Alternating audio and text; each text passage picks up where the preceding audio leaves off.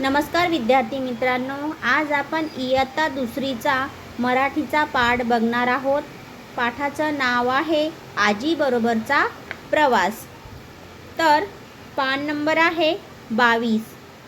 तर या पाठामध्ये अर्वित, श्रेया आणि त्यांची आजी आगगाडीतून प्रवास करत आहे. आजी खिडकीजवळ बसलेली असते. तिच्या पिशवीत फळांच्या बिया असतात. ती त्या बिया खिडकी बाहेर टाकत असते. हे पाहून अर्वित आजीला विचारतो, आजी तू हे काय करत आहेस? आजी हसून म्हणते, मी फळांच्या बिया बाहेर टाकत आहे. पाऊस पडल्यावर या बिया जमिनीत रुजतील. त्यापासून नवीन झाडे उगतील. त्या झाडांना फुले आणि फळे येतील. रस्त्याने जाणाऱ्या लोकांना सावली मिळेल. पक्षी आणि प्राण्यांनाही त्यांचा फायदा होईल. आजीचे हे सुंदर विचार ऐकून अर्वित आणि श्रेया यांना खूप आनंदही झाला. तेही आजीच्या पिशवीतील काही बिया घेऊन खिडकी बाहेर टाकतात. या धड्यातून आपल्याला शिकायला मिळते की निसर्गाचे रक्षण करणे ही प्रत्येकाची जबाबदारी आहे. झाडे लावल्यामुळे पर्यावरण स्वच्छ राहते, हवा शुद्ध होते आणि सर्व सजीवांना त्याचा फायदा होतो. म्हणून आपणही झाडे लावूया आणि निसर्गाचे संरक्षण करूया. तर या ठिकाणी या पाठाचा आपण थोडक्यात परिचय करून घेतला आहे. आता हा पाठ आपण वाचन करणार आहोत. तर पाठाचं नाव आहे आजी बरोबरचा प्रवास. ऐक, म्हण, वाच. अर्चित आणि श्रेया आजीबरोबर आगगाडीमधून प्रवास करत होते. आजी खिडकीजवळ बसली होती. तिच्यासोबत अर्चित आणि श्रेयाही बसले होते. प्रवासामध्ये आजी मुलांची काळजी घेत होती. आगगाडी जात असताना आजी पिशवीतील फळांच्या बिया खिडकीतून बाहेर टाकत होती. हे पाहून अर्चितने आजीला विचारले, आजी तू हे काय करत आहेस? आजी म्हणाली, अरे मी या बिया बाहेर टाकत आहे. पाऊस येईल तेव्हा या बिया जमिनीत रुजतील. या बियांपासून झाडं तयार होतील. झाडांना फूल फळ लागतील. रस्त्याच्या बाजूनं येणाऱ्या लोकांना झाडांपासून सावली मिळेल.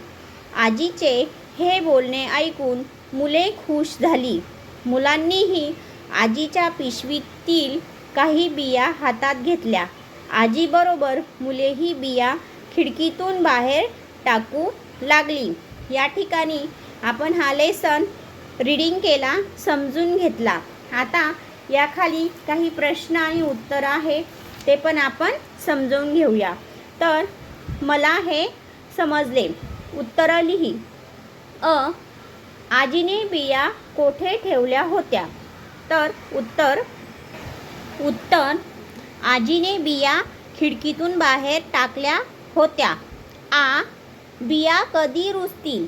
उत्तर बिया पाऊस पडल्यानंतर जमिनीत रुजतील. आजीचे म्हणणे ऐकल्यानंतर मुलांनी काय केले?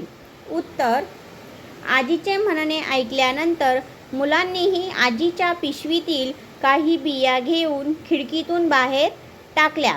विचार कर व सांग. आजीसोबत केलेल्या प्रवासाचा तुझा अनुभव सांग. उत्तर मी माझ्या आजीसोबत रेल्वेने प्रवास केला आहे. आम्ही खूप गप्पा मारल्या, डबा खाल्ला आणि खिडकीतून सुंदर दृश्ये पाहिली. मला तो प्रवास खूप आवडला. जर पाऊस पडला नाही तर बियांचे काय होईल? उत्तर पाऊस पडला नाही तर बियांना पाणी मिळणार नाही. त्यामुळे त्या रुजणार नाहीत आणि झाडे उगवणार नाहीत. खाली दिलेल्या शब्दांचा शिक्षकांच्या मदतीने बाल शब्दकोशातून अर्थ शोध व समजून घे. 1. प्रवास या शब्दाचा अर्थ आहे एका ठिकाणाहून दुसऱ्या ठिकाणी जाणे.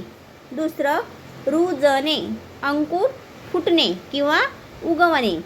3 पिशवी, वस्तू ठेवण्याची बॅग, त्याला काय म्हणतात? पिशवी.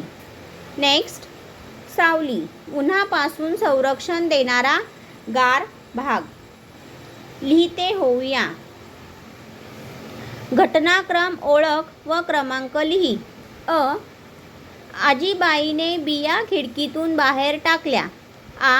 अर्चित आणि श्रेया आजीसोबत आगगाडीतून प्रवास करत होते. मुले आजीबरोबर बिया खिडकीतून बाहेर टाकू लागली.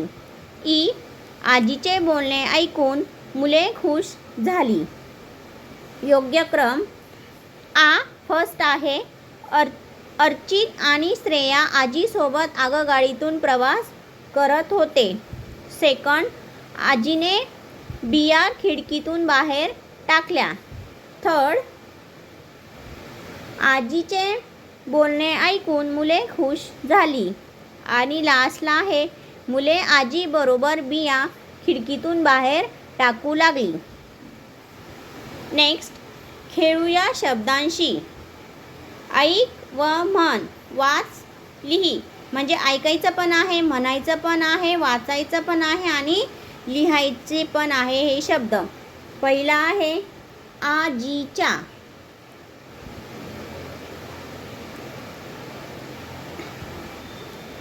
म्हणजे आजी. जाणाऱ्या, जाणारा. विज्ञान, वि प्लस ज्ञान. होणाऱ्या, होणारा. शिक्षण, शिक, शिक. श्रेया, श्रेया. श्रेया जशाच्या तसा आहे. कृतीतून शिकूया. उपक्रम. वेगवेगळ्या फळांच्या बिया जमा कर, जमिनीत लाव व निरीक्षण कर. म्हणजे तुम्हाला इथं उपक्रम दिलेला आहे. वेगवेगळ्या फळांच्या बिया जमा करायच्या आहेत व जमिनीत लावून त्याची वाढ जोपासना करायची आहे आणि त्याचं आपल्याला निरीक्षण पण करायचं आहे. या ठिकाणी आज आपण मराठीचा 8वा पाठ समजून घेतला आहे. आजीबरोबरचा प्रवास व त्याखाली काही प्रश्न होते, ते प्रश्न पण आपण समजून घेतलेले आहे. तर या ठिकाणी हा पाठ संपलेला आहे. तुम्हाला जर माझा हा व्हिडिओ आवडला असेल तर लाईक करा, शेअर करा, सबस्क्राईब करा. Thank you for watching.